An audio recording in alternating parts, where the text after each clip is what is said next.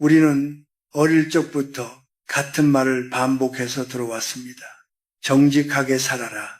있는 그대로의 자신을 보여라. 진심은 언젠가 통한다. 교과서에도 부모의 말에도 드라마의 결말에도 언제나 정직은 미덕으로 등장했습니다. 그래서 우리는 믿었습니다. 조금 손해보더라도 솔직하면 결국 사람을 얻고 언젠가는 보상받을 것이라고 말입니다. 하지만 이제 인생의 중반을 넘어 후반으로 접어든 당신에게 묻고 싶습니다. 그 믿음은 과연 당신의 삶을 어디로 데려왔습니까? 냉정하게 지난 세월을 떠올려 보십시오. 당신이 솔직하게 털어놓았던 고민들, 가난, 실패, 억울함, 가족 문제는 당신에게 존경과 신뢰를 안겨주었습니까? 아니면 저 사람은 늘 힘들어한다. 저 사람은 여유가 없다라는 보이지 않는 낙인을 남겼습니까? 대부분의 사람들은 후자일 것입니다. 이것은 당신이 잘못 살아서가 아닙니다. 세상에 그렇게 작동하기 때문입니다. 사회는 겉으로는 약자를 보호하는 것처럼 말하지만 실제로는 약해 보이는 사람을 가장 먼저 시험하고 가장 쉽게 소비합니다. 직장에서 늘 힘들다고 말하는 사람에게 중요한 프로젝트가 맡겨진 적이 있습니까? 인간관계에서 사정이 어렵다고 자주 말하는 사람 곁에 사람들이 오래 머무는 적이 있습니까? 거의 없습니다. 사람들은 본능적으로 안정감과 여유, 강함이 느껴지는 대상에게 끌립니다. 이것은 도덕의 문제가 아니라 생존 본능의 문제입니다. 중년 이후의 사회는 특히 더 냉정합니다. 젊을 때의 미숙함은 성장이라는 이름으로 용서받지만 나이가 들수록 약점은 곧 무능으로 해석됩니다. 같은 실수라도 아직 어려서 그렇다와 이 나이에 저 정도냐는 전혀 다른 평가를 받습니다. 이 시점에서 무방비한 정직함은 더 이상 미덕이 아닙니다. 그것은 스스로 방패를 내려놓는 행위입니다. 많은 사람들이 착각합니다. 솔직함과 진정성은 같다고. 그러나 이 둘은 완전히 다릅니다. 진정성은 자신의 핵심을 지키는 태도이지 자신의 모든 상처를 공개하는 행위가 아닙니다. 진짜 강한 사람들은 말이 적습니다. 왜냐하면 굳이 설명하지 않아도 되는 위치에 있기 때문입니다.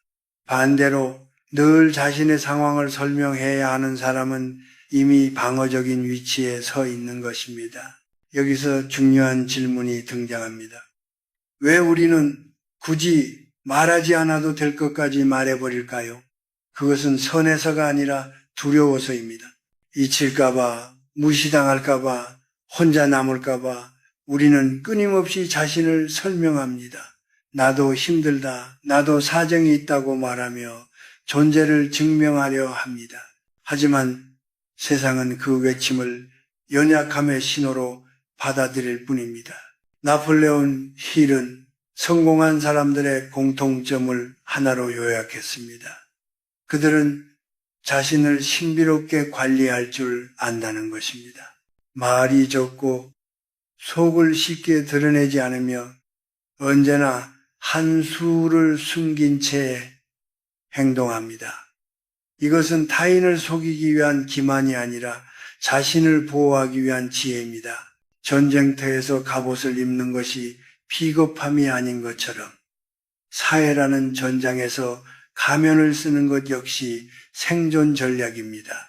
이제 당신은 선택의 기로에 서 있습니다.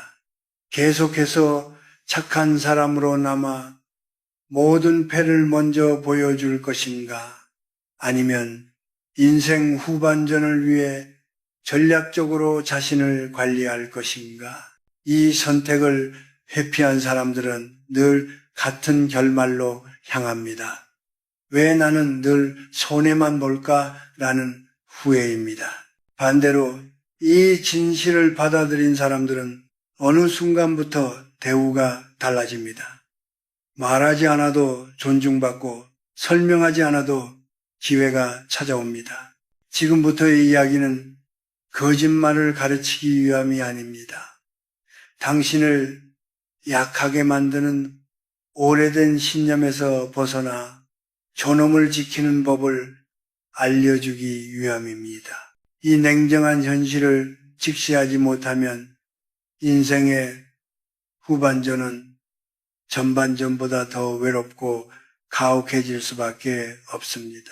하지만 이 사실을 받아들이는 순간 당신은 더 이상 무방비한 존재가 아닙니다. 그렇다면 왜 우리는 알면서도 계속해서 자신을 드러내고 무너지는 선택을 반복할까요?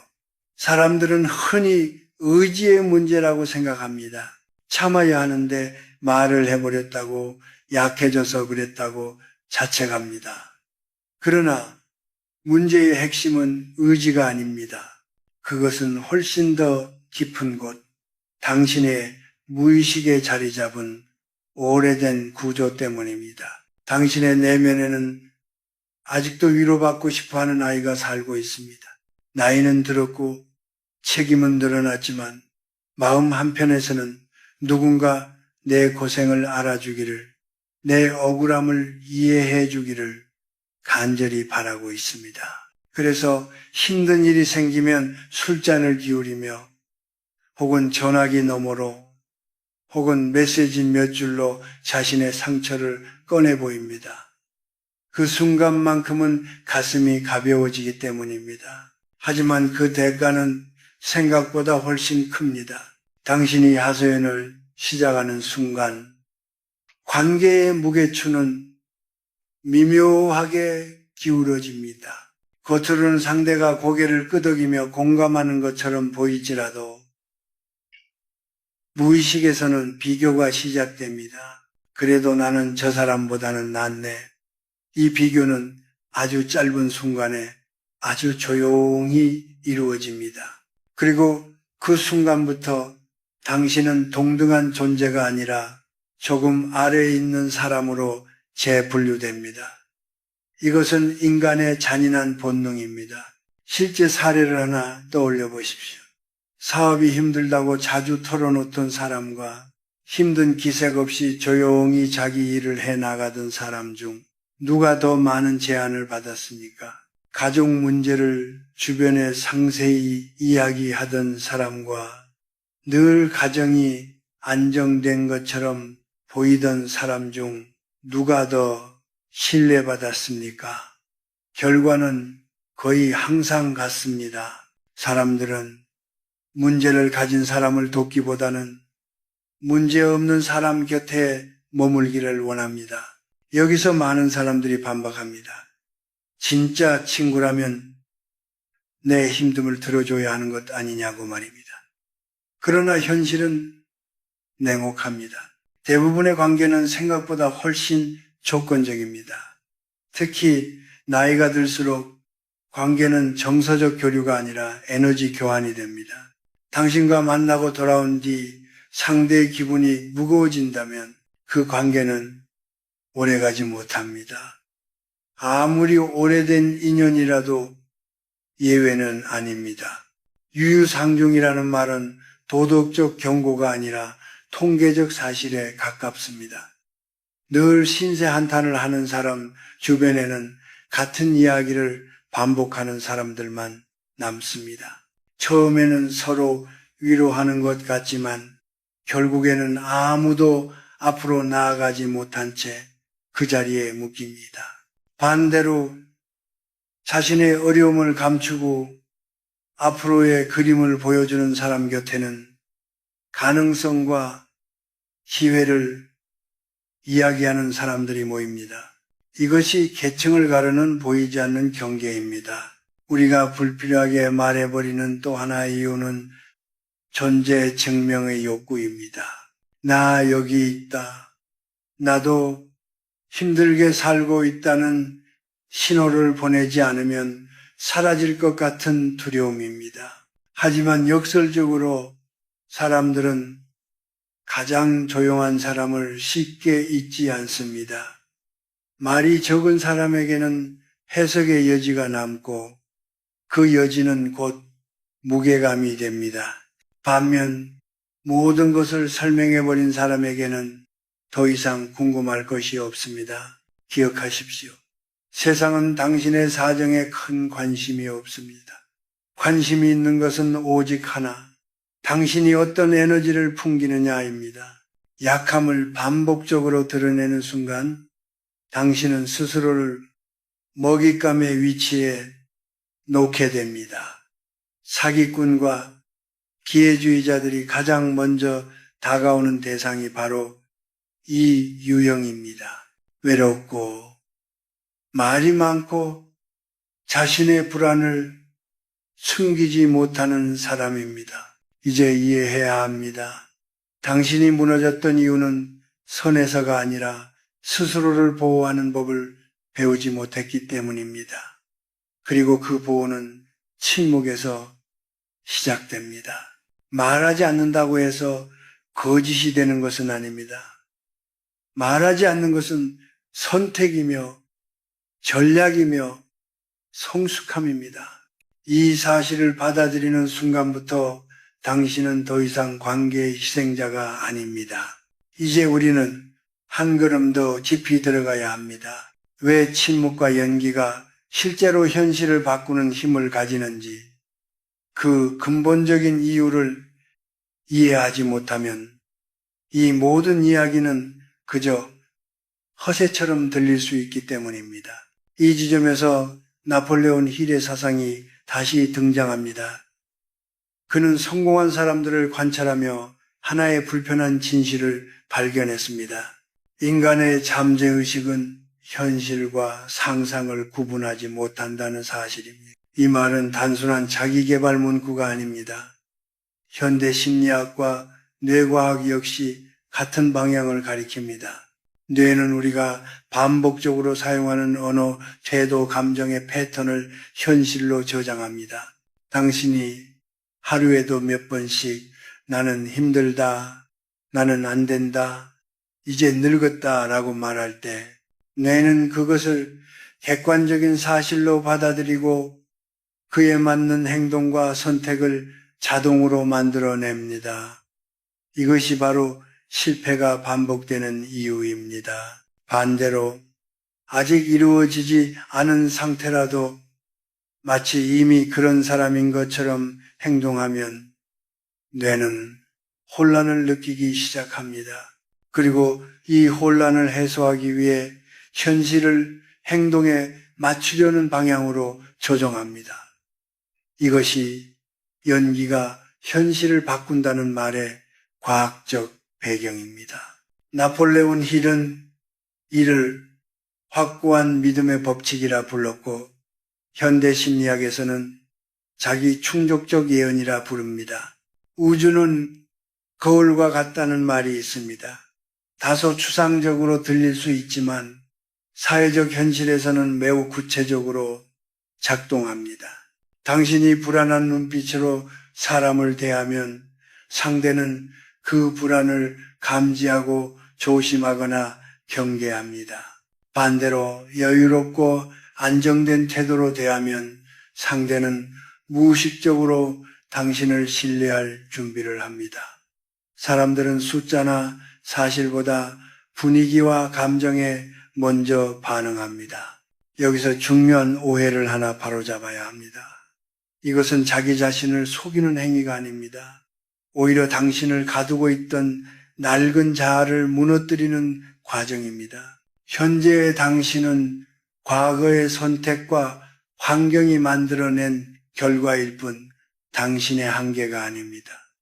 그런데도 많은 사람들은 현재 상태를 진짜 나라고 착각합니다. 그래서 바뀌려는 시도 자체를 거부합니다. 성공한 사람들은 눈에 보이는 현실에 반응하지 않습니다. 그들은 아직 오지 않은 상태를 기준으로 행동합니다. 돈이 없어도 궁핍한 태도를 취하지 않고 몸이 힘들어도 스스로를 병든 사람으로 규정하지 않습니다. 그들은 자신에게 어떤 정체성을 부여할지 스스로 선택합니다. 이 선택이 쌓여 결국 현실을 재편합니다. 사람들이 당신의 통장 잔고를 직접 확인하는 일은 거의 없습니다. 그럼에도 누군가는 늘 여유 있어 보이고 누군가는 늘 부족해 보입니다. 차이는 태도에 있습니다. 말의 속도, 걸음걸이, 시선 처리, 침묵의 길이 같은 아주 사소한 요소들이 모여 사람의 격을 만듭니다. 이것은 타고난 재능이 아니라 훈련의 결과입니다. 당신이 왕처럼 행동하면 사람들은 이유를 찾습니다. 저 사람은 뭔가 다르다고 해석합니다. 반대로 당신이 스스로를 낮추면 사람들은 굳이 이유를 찾지 않습니다. 당연하다고 받아들입니다. 이 차이가 쌓이면 관계, 기회, 존중의 양이 달라집니다. 결국 세상은 당신이 선언한 정체성에 맞춰 반응합니다. 그러므로 이제부터 필요한 것은 솔직함이 아니라 선택된 연기입니다. 무의식에 새로운 명령을 입력하는 행동, 그것이 바로 우리가 말하는 위장술의 철학적 핵심입니다. 이것을 이해하지 못하면 다음 단계는 단순한 요령으로 보일 것입니다.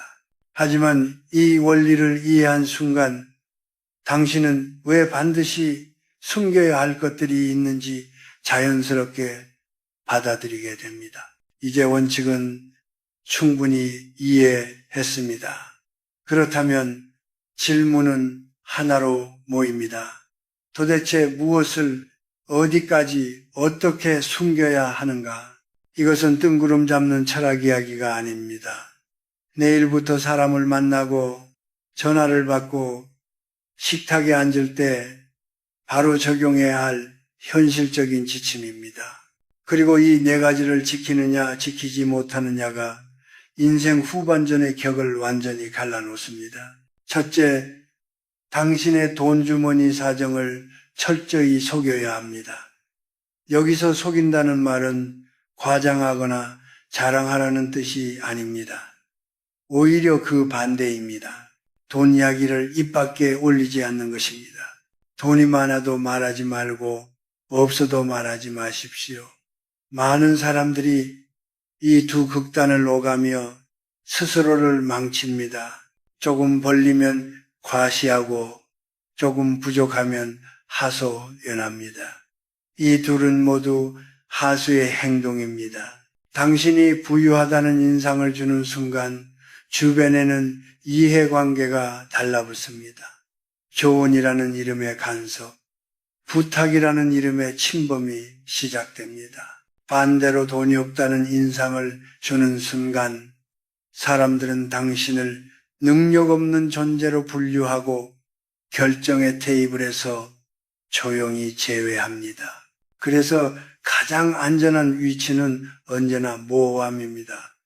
여유 있어 보이되 구체적이지 않게, 부족해 보이지 않되 티나지 않게, 사람들이 당신의 재정 상태를 짐작할 수 없을 때 함부로 대할 수 없는 긴장감이 생깁니다. 둘째, 당신의 병과 신체적 약점을 숨기십시오. 특히 나이가 들수록 이 원칙은 더욱 중요해집니다. 물론 몸이 안 아픈 사람은 없습니다. 허리, 무릎, 눈, 잠, 누구나 하나쯤은 문제를 안고 삽니다. 그러나 그것을 습관처럼 입에 올리는 순간 당신은 스스로를 쇠퇴하는 존재로 규정해버립니다. 사람들은 병든 사자를 따르지 않습니다. 이것은 냉혹하지만 부정할 수 없는 사실입니다. 몸이 힘들수록 더욱 자세를 세우고 말투를 단정히 하십시오. 아프다는 말을 줄이는 것만으로도 뇌는 다른 신호를 받습니다. 실제로 심리학 연구에서도 자기 암시는 통증 인식과 회복 속도에 영향을 미친다는 결과가 반복적으로 보고되었습니다. 당신의 약함을 드러내어 얻을 수 있는 것은 일시적인 동정뿐이지만 강함을 연기해 얻는 것은 신뢰와 기회입니다. 셋째, 당신의 목표와 계획을 절대 발설하지 마십시오. 이것은 많은 사람들이 가장 쉽게 어기는 규칙입니다. 무언가를 결심하면 말하고 싶어집니다. 인정받고 싶고 응원받고 싶기 때문입니다. 하지만 목표를 말하는 순간 뇌는 이미 보상을 받은 것처럼 착각합니다. 그래서 행동의 에너지가 약해집니다. 더 큰 문제는 외부의 반응입니다. 당신의 계획을 들은 사람들 중 일부는 진심으로 걱정해 줄 수도 있습니다. 그러나 그 걱정은 대부분 그거 쉽지 않다, 요즘 그쪽 힘들다 같은 말로 표현됩니다.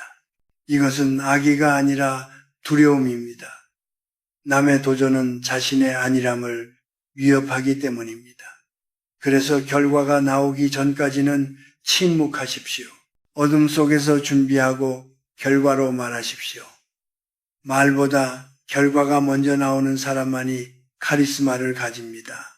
넷째, 당신의 가정사를 외부로 흘리지 마십시오. 배우자의 단점, 자식의 문제를 타인에게 이야기하는 순간 당신의 가정은 구경거리가 됩니다. 사람들은 공감하는 척하지만 돌아서서는 이야기의 재료로 소비합니다. 그리고 결국 당신은 집안 하나 제대로 다스리지 못하는 사람이라는 이미지로 남습니다. 가정의 문제는 가정 안에서 해결해야 합니다. 밖에서는 언제나 단정하고 안정된 가정의 모습으로 존재하십시오. 이 네 가지를 관통하는 핵심은 하나입니다. 침묵은 숨김이 아니라 관리라는 사실입니다. 당신의 인생은 공개 계정이 아닙니다. 선택적으로 드러내고 대부분은 보호해야 합니다. 이 원칙을 지키기 시작하는 순간 사람들의 태도가 미묘하게 달라지기 시작할 것입니다. 이유를 설명할 수는 없지만 분명히 느끼게 될 것입니다. 그리고 이제 마지막 관문이 남아 있습니다. 이 모든 것을 가로막는 가장 강력한 적, 바로 당신 자신의 내면입니다. 이제 마지막 고비에 도달했습니다. 앞선 이야기들을 이해했다고 해서 곧바로 삶이 바뀌지는 않습니다. 오히려 진짜 싸움은 지금부터 시작됩니다.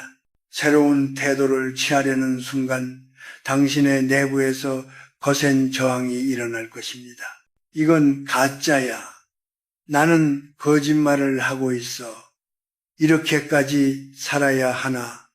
라는 목소리가 끊임없이 들려올 것입니다. 이 불편함 때문에 대부분의 사람들은 다시 예전의 모습으로 돌아갑니다. 그러나 분명히 알아야 할 사실이 있습니다. 그 목소리는 양심이 아닙니다. 그것은 익숙함을 지키려는 뇌의 방어 반응입니다.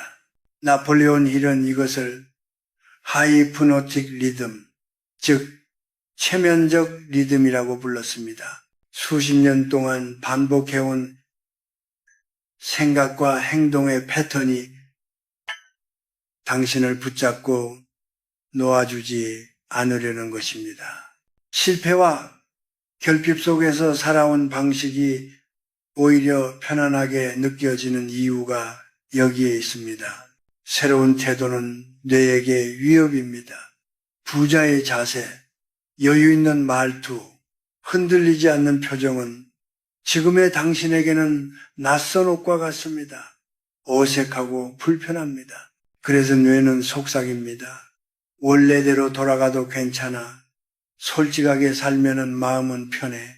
하지만 그 편안함의 끝이 어디였는지 당신은 이미 알고 있습니다.